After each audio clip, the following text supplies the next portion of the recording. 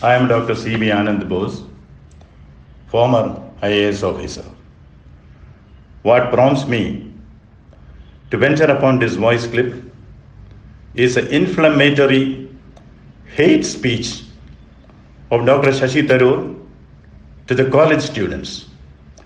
While attacking the Citizenship Amendment Act, Dr. Tharoor is resorting to untruth and half-truths and is instigating the youth to hate their motherland and whip up communal hatred between Hindus and Muslims. When a person of Mr. Tharoor's stature stoops to the level, one can only echo Shakespeare, "What a great fall it is, my countrymen." Dr. Tharoor, when you try to corrupt the minds of the impressionable youth, one feels like repeating Jesus on the cross, "Father, forgive them, for they know not what they do." Yes, Mr. Tharoor, you have every right. You have every right to attack the government. You have every right to question the Prime Minister. The whole nation respect it. People will uphold it. But when you try to corrupt youth through untruth, we will be forced to remind you, like Abraham Lincoln, who said, "He can fool some people for all times and all people for some times, but not all people for all times." Yes, Mr. Tharoor, you cannot fool all people for all times.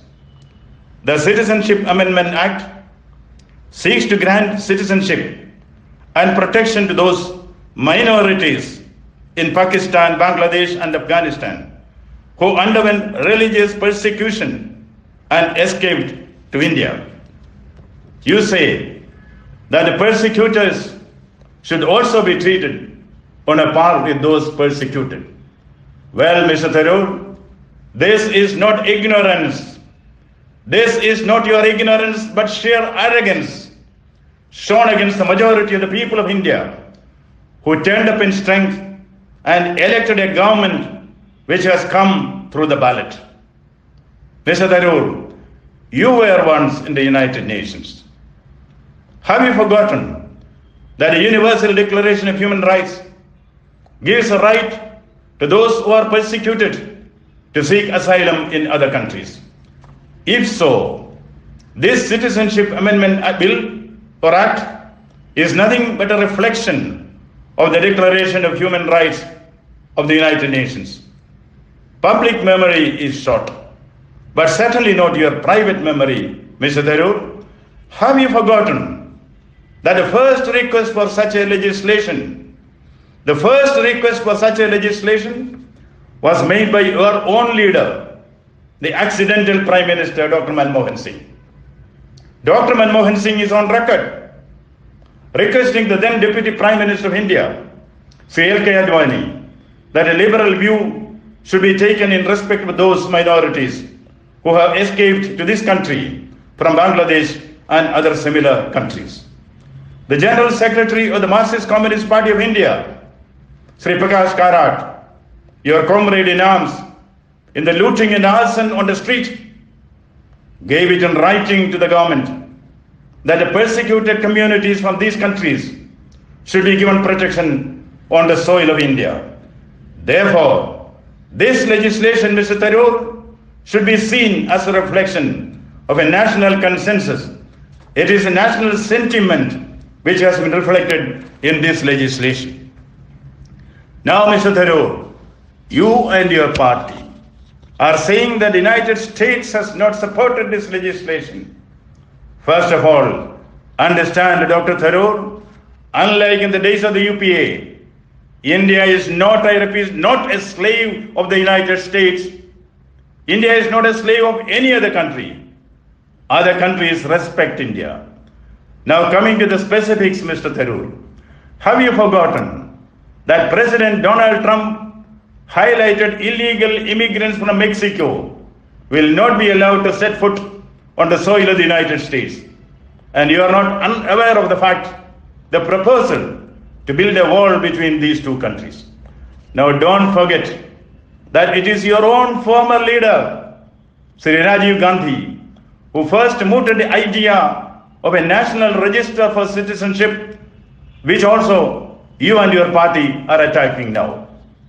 Mr. Tharoor, you are telling the youth that India is discriminating against the Muslims. You do not know India. You do not know Indian Constitution. You are not unaware of the fact that the Supreme Court of India, the apex court of this country, has given their verdict that the basic principles of the Constitution cannot be altered. The basic principles of the Constitution cannot be altered. The basic principle of the Constitution, which underlines the secularism, cannot be altered. No one has altered it.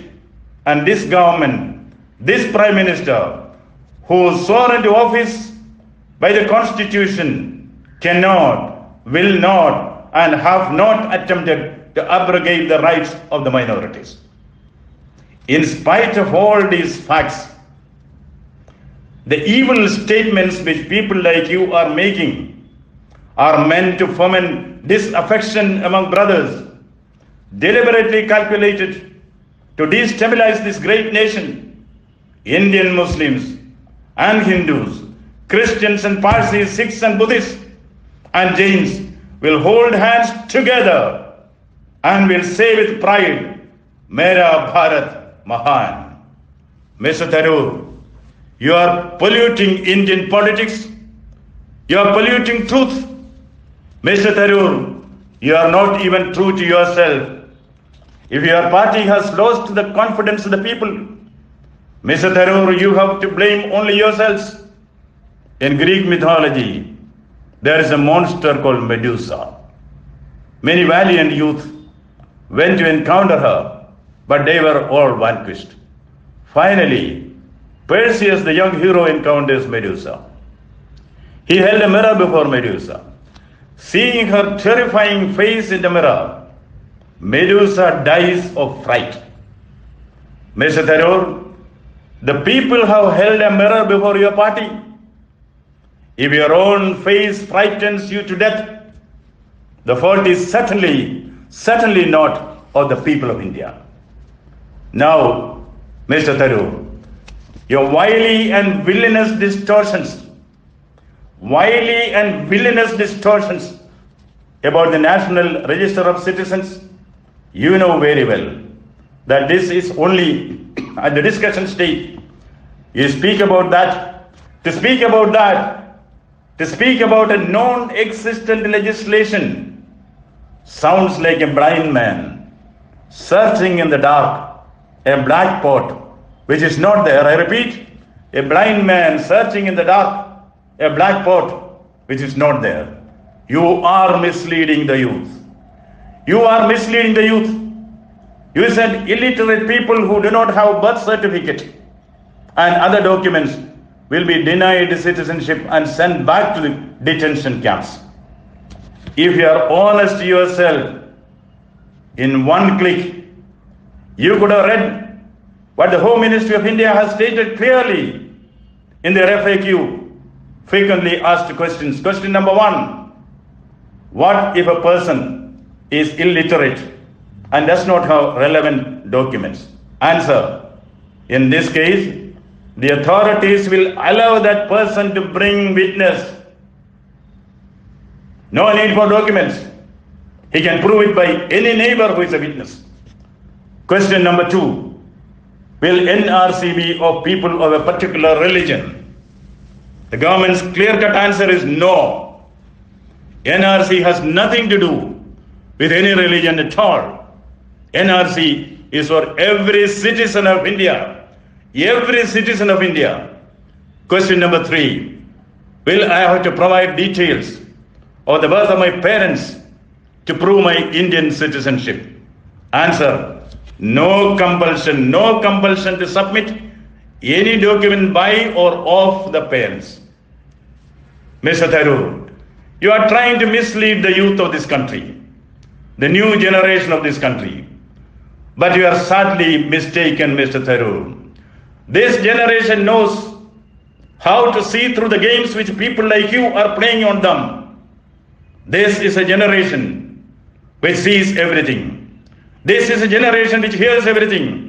This is a generation which understands everything. This is a generation which imbibes everything. When they take a decision, Mr. Tharoor, when the new generation takes a decision, with one click, they will be able to change society. This is what they have done in Egypt through the Jasmine Revolution. This is called youth quake, like earthquake. In India, the youth quake has happened. That is why, Dr. Tharoor, your party is now walking on crutches. Mr. Tharoor, the youth are asking, the new generation is asking you, what is truth? Like Pontius Pilate of the Bible, before whom innocent Jesus was accused. The youth of India are asking, what is truth? In the Yoruba tribes of Africa, there is a folktale. Truth and untruth are siblings. Once untruth tells truth. Why don't we go for a swim across this river? A friendly contest. Truth agrees. Truth comes on the bank, takes off his clothes, and plunges into the river. What does untruth do? Untruth, in the meantime, dons the clothes of truth and walks away to the town, mistaking untruth to be the real truth. The townsmen welcome him with great reverence. Now truth returns after the swim. He sees that on the bank, his clothes are missing. The only clothes which are lying there are those of untruth. Truth decides, I will under no circumstances wear the clothes of untruth. Truth walks to the town with no clothes on. People jeer and laugh at truth. That is how the concept of naked truth comes in. Truth was denigrated. Truth was humiliated, while untruth and the garb of truth was hailed. That is what we see on the streets of India, in some places at least. Untruth masquerading as truth and getting the applause of some people. People are purposely confused.